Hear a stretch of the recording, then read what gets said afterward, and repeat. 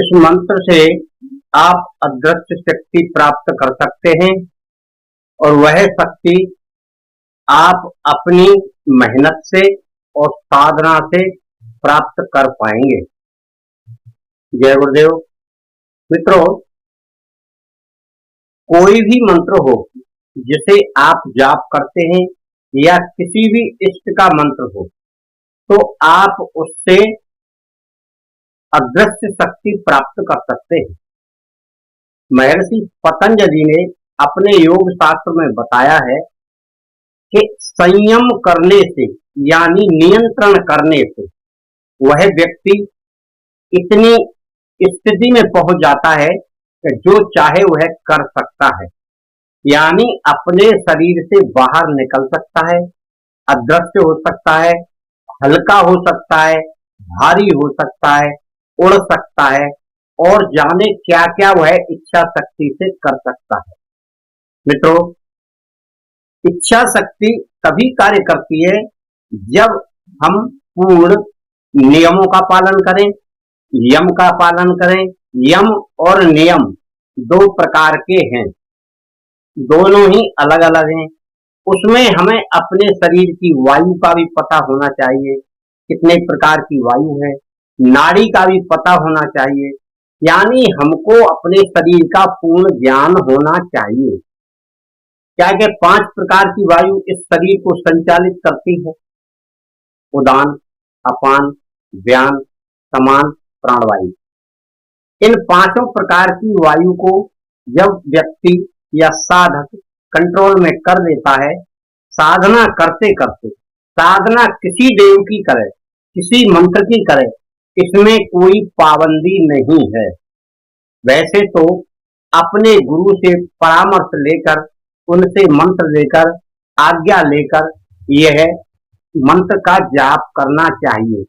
उसी के अनुसार अपना इष्ट बनाना चाहिए कि वह इष्ट कैसे बनाए, तब वह साधना करे।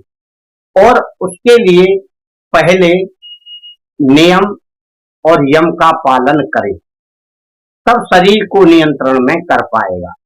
इस प्रकार से 5 प्रकार के नियम और 5 प्रकार के यम होते हैं। तो पहले आप नियम सुन लीजिए, 5 प्रकार के क्या क्या है: शौच, संतोष, तप, स्वाध्याय और प्राणिधान। शौच को सभी जानते हैं, शौच क्रिया यह नितांत आवश्यक है। संतोष यानी जो कुछ हमारे पास है हमें उसी में संतोष करना चाहिए, किसी की वस्तु को लालायित होकर या लालच में आकर पाने की इच्छा नहीं करना चाहिए। तप यानी शारीरिक वह कष्ट जिससे ईश्वर में आपका ध्यान लगा रहे, उसका नाम तप है। स्वाध्याय यानी अपने मन में ईश्वर के प्रति, अपने शरीर के प्रति, अपने साधना के प्रति ध्यान करते हुए आप समझे कि यह कैसे कार्य करता है, इसके लिए हमें क्या करना है।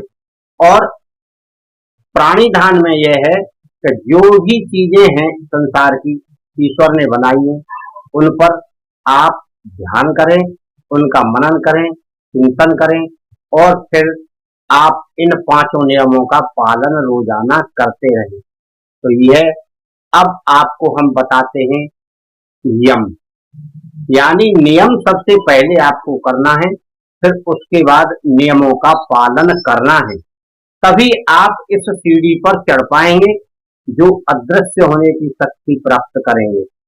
और तो कई शक्तियां प्राप्त होती हैं, दूर की सुनने की, दूर देखने की और अपने संकेत या संदेश दूर पहुंचाने की, यह क्रियाएं सब इन्हीं के माध्यम से होती है।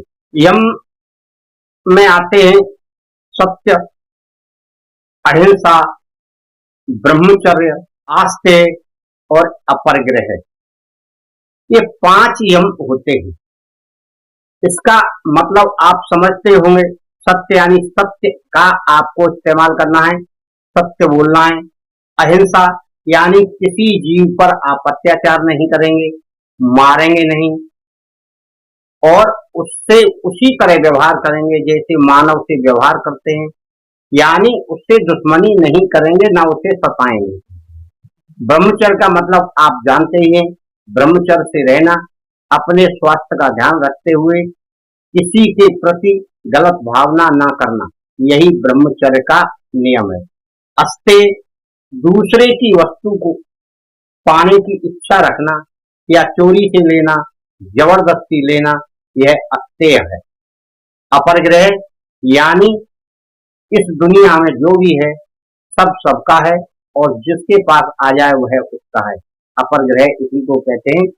कुछ भी चीज किसी की पड़ी हो, हमें उससे कोई लेना देना नहीं, यानी किसी सांसारिक वस्तु से कोई मतलब नहीं होना, केवल अपनी साधना, अपने इष्ट और अपने मंत्र से मतलब रखना, जो स्वतः प्राप्त हो उसका इस्तेमाल करना, बिना मांगे ही जो वस्तु प्राप्त हो जाए उसी से उदर पूर्ति करना, अपनी साधना में लीन रहना, जितना मिल जाए उतना खाना, इसको कहते हैं अपरग्रह।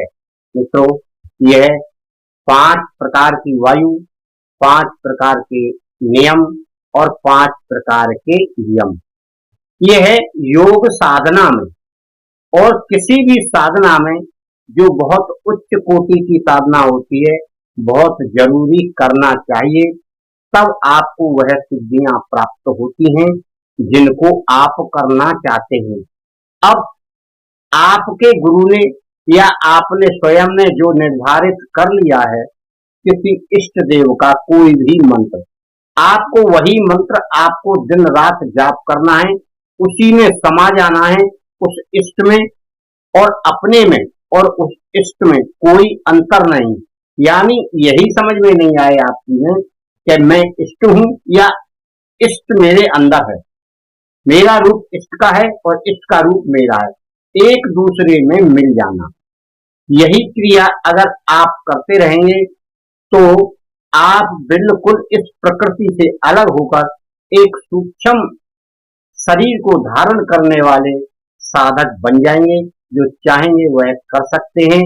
अदृश्य होना है तो इच्छा मात्र से आप अदृश्य हो सकते हैं।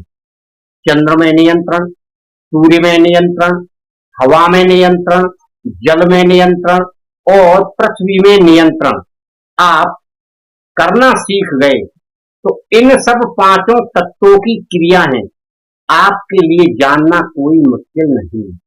आप जिस तत्व के बारे में जानेंगे या उससे कुछ भी काम लेंगे तो वह तत्व आपके लिए सब कुछ सुलभ करा देगा।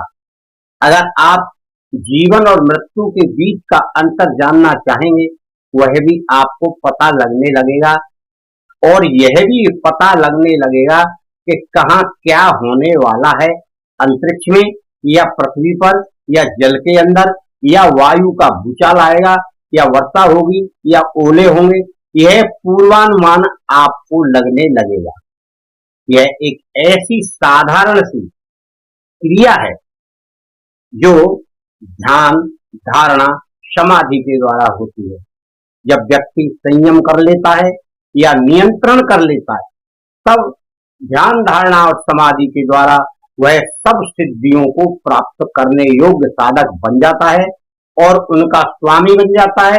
जब चाहे तब वह कुछ भी कर सकता है, बिना कारण के वह कुछ भी करने में समर्थ हो जाता है।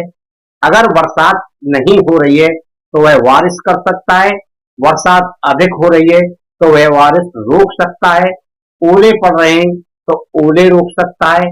इस तरह की विभिन्न प्राकृतिक आपदाओं को रोकने की क्षमता उसमें आ जाती है और मरने वाले को वह मरने नहीं देगा, रोक लेगा वही।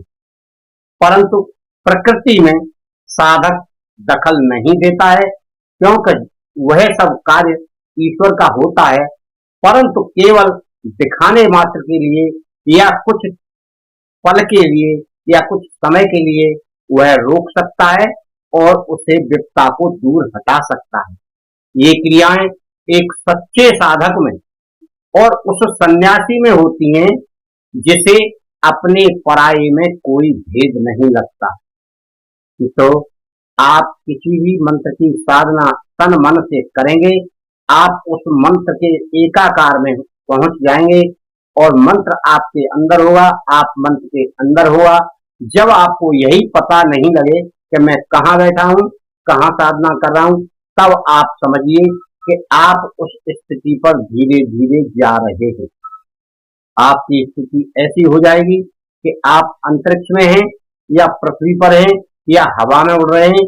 जब आपकी शक्तियां आपको ऐसा महसूस करने पर आबादा हो जाएं कि आपका शरीर ही आपको दिखाई नहीं पड़े, केवल आप महसूस करें मैं तो हवा हूं, तब आप समझिए कि अब आप में वह सारी शक्तियां आने वाली हैं।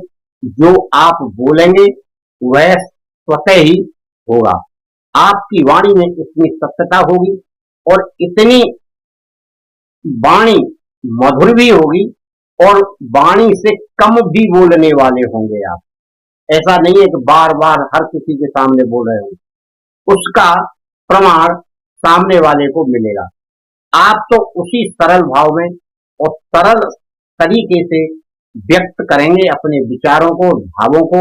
ना उसमें कोई घमंड होगा, ना अपनापन होगा और ना कोई ऐसी प्रकृति जन्य लय होगा उसमें कि यह कार्य मैंने कर दिया, तुम करके दिखाओ। इन सब बातों से उसे कोई मतलब नहीं है। मित्रों, आप साधना करें, किसी का भी मंत्र जाप करें, एकाकार जब तक नहीं करेंगे तब तक आपको कुछ भी प्राप्त नहीं होगा। मित्रों, जय गुरुदेव, धन्यवाद। आपको साधना करना है तो इसी प्रकार